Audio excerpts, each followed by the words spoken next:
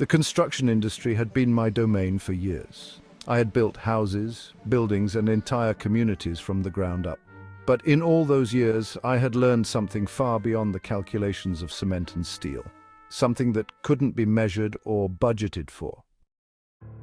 When land remains undisturbed for years, it does not stay empty. It belongs to others, both seen and unseen. That is why, before any new work began, contractors like me ensured that sadaqah was given in the name of Allah, and prayers were recited for protection. Only then was the ground turned over to men. But time was money, and in this business, the only way to make a profit was by cutting corners, save time, reduce labor, bypass unnecessary steps.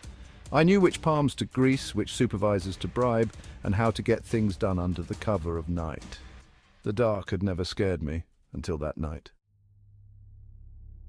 We were working on a farm housing project, a massive piece of barren land stretching for miles, nothing but sand, dust, and the occasional wild bush swaying like lonely sentinels.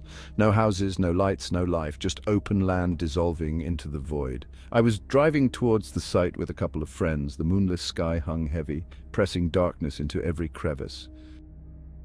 Out of curiosity, I turned off the car headlights for a moment. Instant blindness, a darkness so thick, so complete it felt like the world had ceased to exist.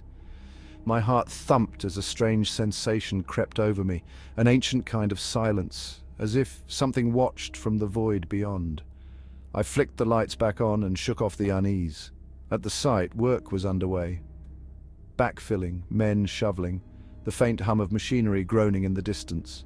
Everything seemed normal, routine. One of my friends, standing beside me on an elevated mound of dirt, muttered something about needing to relieve himself. "Not in the bushes," I warned him. "Things live there, things you don't see. Do it out in the open." He laughed, dismissing my words as superstition. But he listened. He stepped away from the elevated mound we were standing on, moving a few meters into the open.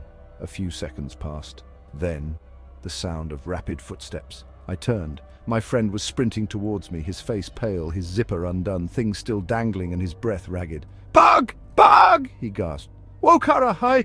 I frowned. "Who's standing there? Boot!" His voice cracked. "Someone in white." Annoyed, I turned my gaze in the direction he pointed. At first, all I saw was a shape, barely visible in the dim floodlight glow. I squinted, maybe one of the laborers. The dim work lights barely reached that far, casting long, shifting shadows, but something felt off. "Stop being a coward," I muttered, taking a step forward. "It's just one of our guys." But as I called out, the figure did not respond, it did not shift, it did not blink, it stood perfectly still. A cold prickle ran down my spine. I took a step forwards, then another. The closer I got, the more my mind rebelled against what I was seeing. The figure wasn't standing on the mound, it was above it, floating. My breath hitched. The cold realization spread through my body like ice. The longer I stared, the clearer it became. The white, tattered shape was suspended in mid-air, completely still, as if it had been there long before we arrived. Watching. Logic fought against fear. Maybe I was seeing wrong. Maybe it was an illusion, a shadow trick. Then it vanished. No motion, no trace, no sound, just gone. I turned to my friend. He was still shaking, his face drained of color.